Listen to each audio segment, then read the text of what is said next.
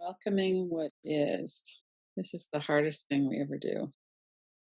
I wanted to start with a reminder that the COVID-19 pandemic is a present moment danger. It's physical, it affects us as a life and death situation. And that we have a nervous system, a primitive brain, we have survival responses. And all of that effort is going to one thing, just to keep our body alive and safe. So our nervous system is designed to remember the past danger so that it can help us not do it again. Putting our hand on a hot stove, that only happens once. We don't have to do it over and over again. So the nuance and complexity of this is that a lot of what's triggering hypervigilance in the shutdown right now is the physical danger, but a lot of it is also other kinds of unresolved emotional things. Like if we have a core deficiency belief of I'm not lovable or I'm not worthy, I'm not included, then social distancing, for instance, can really trigger that in us, even though we know in our conscious mind that people aren't away from us because we're unlovable. It can also just kind of trigger those old feelings. So there's a lot going on in our nervous system right now. So the next thing I would say is that we're not in the past.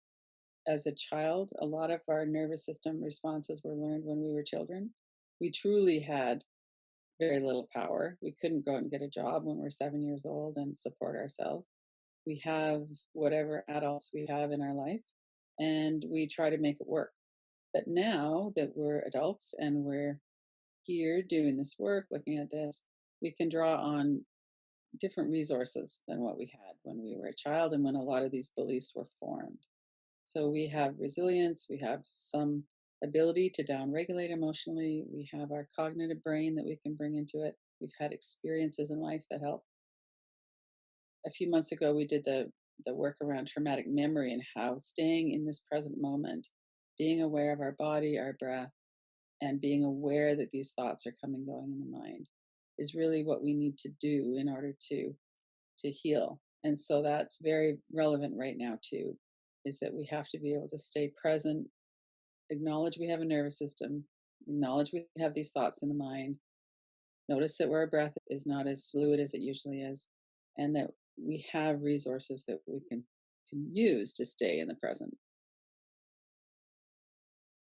So one of the resources we're going to work with today, and this is a little bit different of an approach than what we've been working with the last few weeks, but one of the resources is to practice noticing that memories and experiences and everything that's happening is like a process. It comes and goes. And so this is from Pema Chodron's Welcoming the Unwelcome. And it's her new book about how to stay open in a world that's really difficult to be in. So we're going to stop here and do some inquiry for a few minutes. If you could bring to mind something that happened to you yesterday, we'll do this like with a whole bunch of things, so you don't have to pick a perfect thing. Just whatever pops into your mind this happened to you yesterday. And then notice this is gone forever. Whatever it was that happened, it's gone forever. It's like a past lifetime. It's gone. So you went for a walk. That walk that you took, the way your body felt, the air you breathed, what you saw, you have a memory of it, but the actual event is gone forever.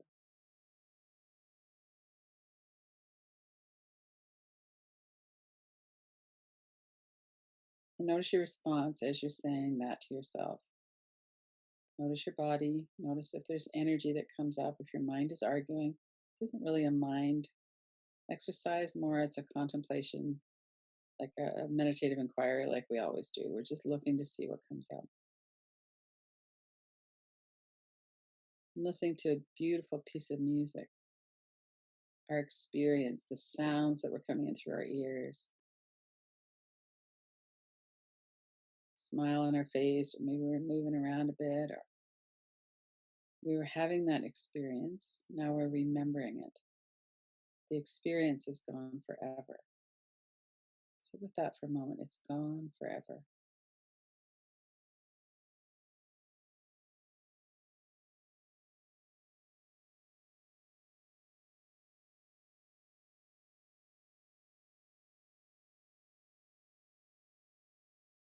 In that moment when you were just drifting off to sleep last night, felt sense of that in your body, what was going on. That moment's gone forever too.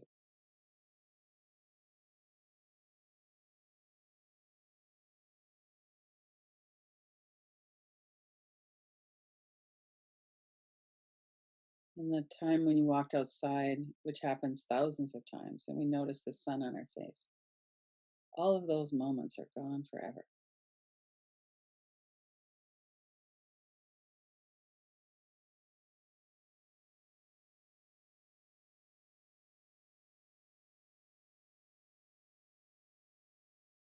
And those sound vibrations in the air a few minutes ago when people were speaking, those moments are gone forever.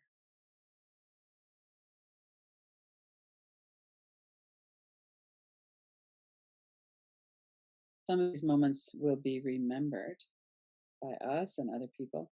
Many of them won't be remembered. They're gone forever.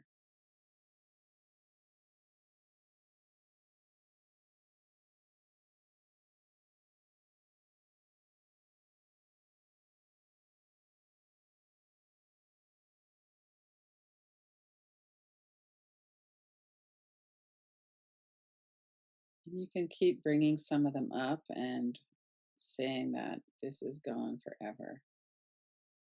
Notice what comes up and be really specific.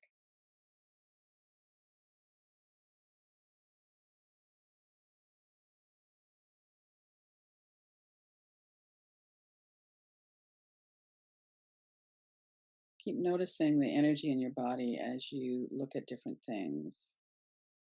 If you were to bring up something that you're not really accepting of, or that you're sad that you don't have that ability to do anymore right now, could be that time you went out a month ago to a restaurant and enjoyed a meal someone else cooked with friends.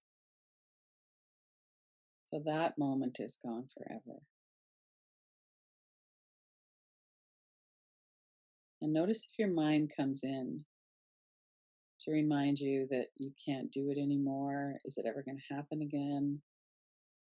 A longing for it to happen. Notice what's going on in your mind as well when you work with something that's got more of a charge to it.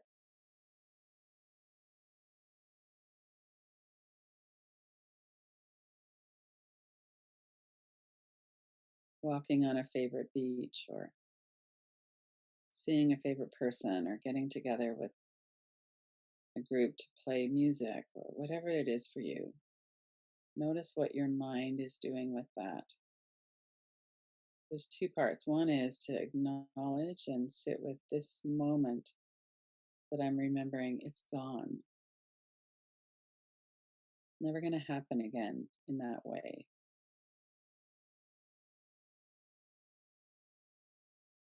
And then notice what your mind does and the energy in your body, the energetic response.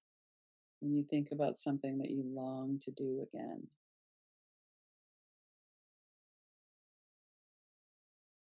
stay connected with your body, your feet on the floor, your seat, your breath.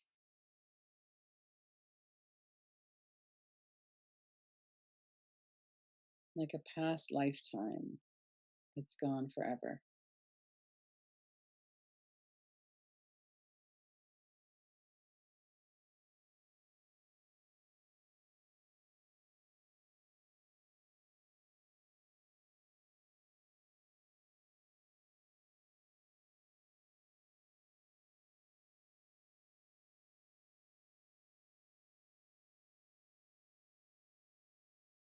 Thich Nhat Hanh said to see everything like a passing memory. So, one of the ways he was looking at that is like our body is like a river, the drops of water bubbling up and disappearing. And our minds are the same. We have these ephemeral perceptions, thoughts, feelings. And we know from practicing watching our mind that they just kind of appear. And then we watch them and they disappear, or we get engaged with them for a while. They move into a train of thoughts and then they go. But our mind is not the same now as it was 5 minutes ago or 10 years ago. There's a structure and a form that might be similar. We might have some patterns in the mind. So let's sit with that for a moment. See everything as a passing memory. Our life events are experienced by something that feels like me, and that me continually changes. Things are always dissolving, and we regroup and we get involved in something, and then it dissolves.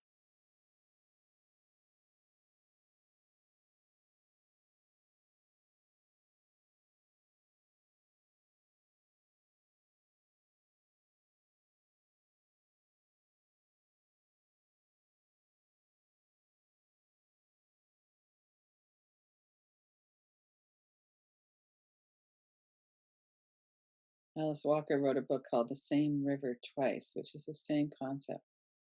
You can never step into the same river twice. It's different water, there's different things in it. Our experience is different each time.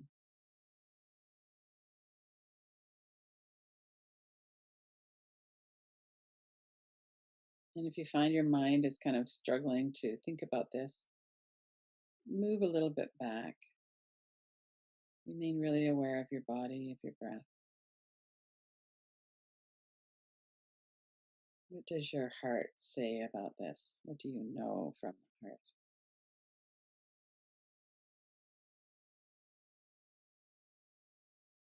Our life events are experienced by a me that continually changes.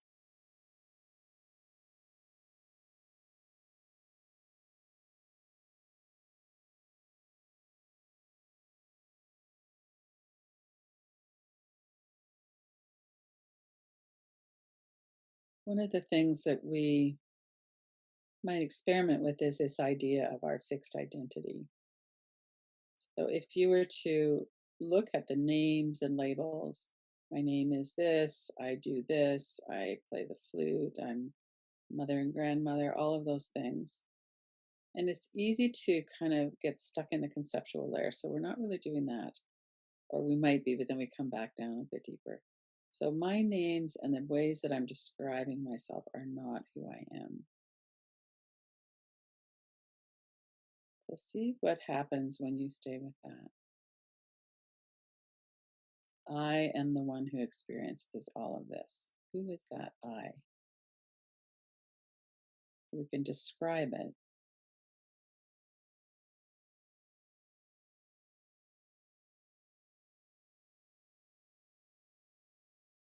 If you right now were to pay attention to the flow of air in your nostrils,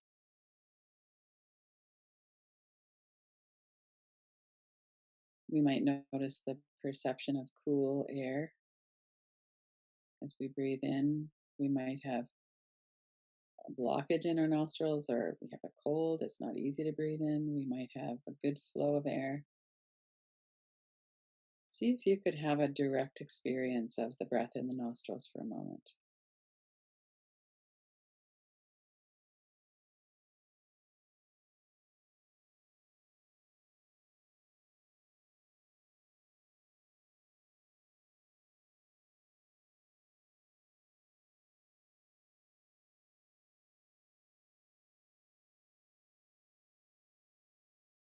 One of the ways that Pema is talking about in her book is, can you have the experience in this moment directly without any separation between who you are and what you're doing? And to work with it like a process that's moving, it's growing, it's living. There's this interchange with everything that our senses perceive. So, right now, your senses might be perceiving the breath.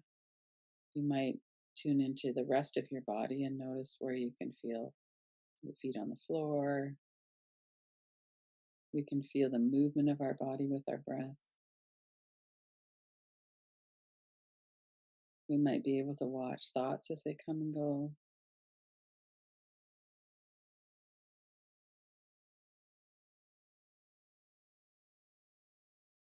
Everything is in process.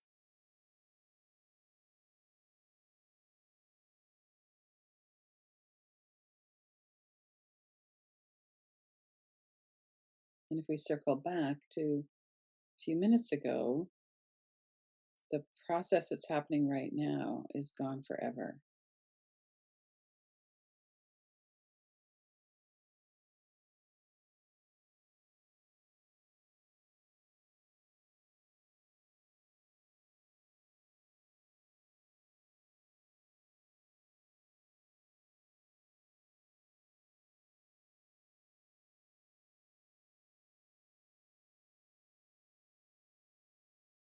And then let that be here a little bit more in the background as we move to looking at our personal experience and some of the things that Dalai Lama is talking about clouds and sun. It's a common metaphor that's useful. So when we are talking about the peaceful mind, we're talking about things that distract us from knowing stillness, from knowing what's going on other than in our thought stream. So one of the things that's happening right now is that we have fear in our body. With COVID-19, we have a real and present threat. Our body is wanting to keep us alive, and we have whatever responses we have to that. So the Dalai Lama says secondary causes arise that obscure our open, loving nature. When we're talking about the anger response, for instance, it's an obscuring of what is present and what we know to be true much of the time. So when people talk about it was like I'm a different person, it takes me over. That's something that's obscuring what's here. It's obscuring the basic goodness or our true nature, stillness, the kindness, however we might put words on that. So if we were to look at some of these words that might be clouds that are in your experience right now, I'm afraid and overwhelmed. I can't handle this the way it is. We commonly ask, what will happen to me? We want to know what will happen to me. And we might put that out onto someone else. If this other person would just do this, if those people who aren't social distancing would just stay home, I would be okay. I'd be safer. So those are all common responses that are going on. You might not have that particular one, but there's other ones that are coming and going in our experience. They're temporarily obscuring the sun, obscuring our knowing of who we are, obscuring our okayness with what's going on right now.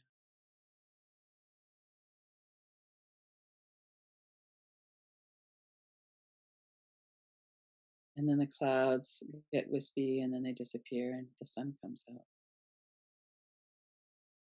So even when we're looking at a time of the COVID-19 pandemic, we tend to think it's horrible. My experience is this. But in fact, our experience goes moment to moment. Some moments are very quiet and restful, other moments are more extreme. If we look at these moments, we know from our direct experience that this peace and stillness is here too. And when we know that, that can really help to deal with the clouds that are still here too. Notice that again in your body, what's happening in your body, your breath. It's okay that those clouds are here. I know they're not permanent. So in the Kilby inquiries, we use the welcome phrases, thank you phrases. So we're going to move into a little bit of work with that. So we would say, thank you for arising. We would say it to our energy in our body, to thoughts in the mind, but mostly the energy in the body. We say it to whatever it is that our experience is in this moment. When we're talking about our body is bringing up this contraction or pain or there's something going on and it's trying to get our attention, that's a really excellent time to work with these. So we could stop right here. I have a few more that we're going to work with, but just for a moment, see about what happens when you say those words to yourself. Thank you for arising. Really tune into your body, to your experience. Thank you for arising. I love you, and you're welcome to stay.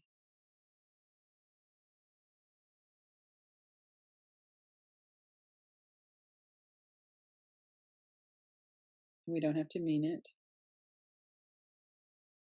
We're just looking to see. We all are conditioned to avoid pain, to avoid feeling uncomfortable. So it's not going to feel like this is 100% true, not at the beginning anyway.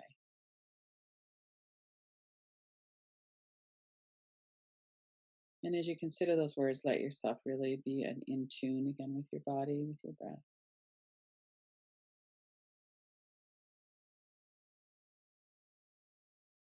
Bring to mind one of the clouds that came up and notice if there are any associated thoughts and memories with that sensation or energy. That might be the thought, I can't stand this, or I'm not going to make it through, or whatever it is for you. So bring that up, and you could look at the thoughts, you could hear the sounds. So in the inquiries, we'll often use tapping. So bring the thought to mind, whether it's an image, a video clip, a still picture, image of the words, or the sound of the words, and then bring your attention to the sound and sensation of the tapping on your forehead. And bring your hand down and back into your body.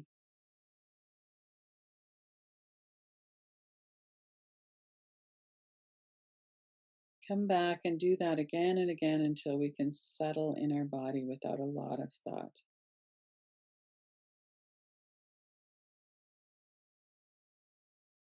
We'll do it for a few minutes here. It's something we can continue to do as well. What would it mean if we could just do this? Welcome it, work with sticky thoughts by tapping or doing some of the other tools, and coming back and really feeling it in the body. Notice your body, breath.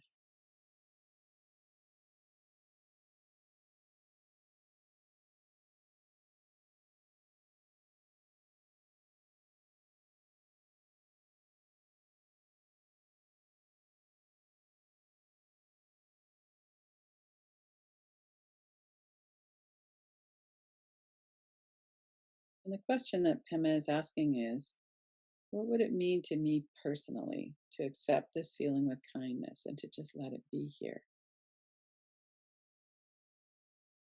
So sit with that for a moment as well. Whatever your experience is with the clouds, thoughts in your mind, catastrophic thinking, tightened body, whatever it is, what would it mean to you personally if you could accept the feelings, the thoughts with kindness and just let it be?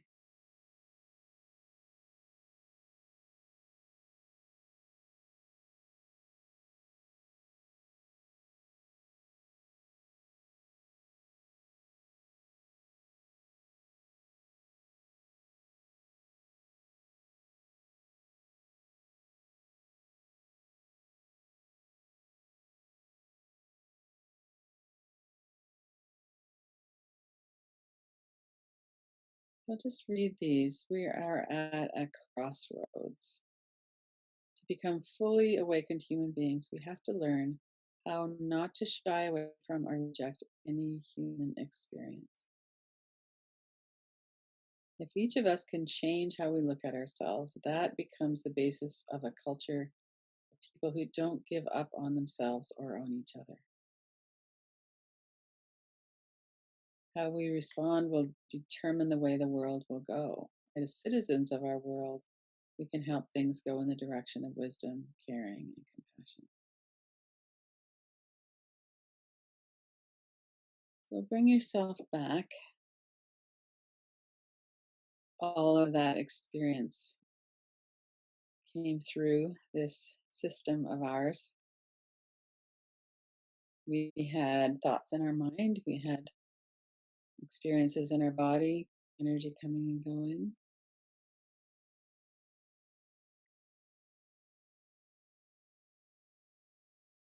Let's give it a minute or two to kind of settle.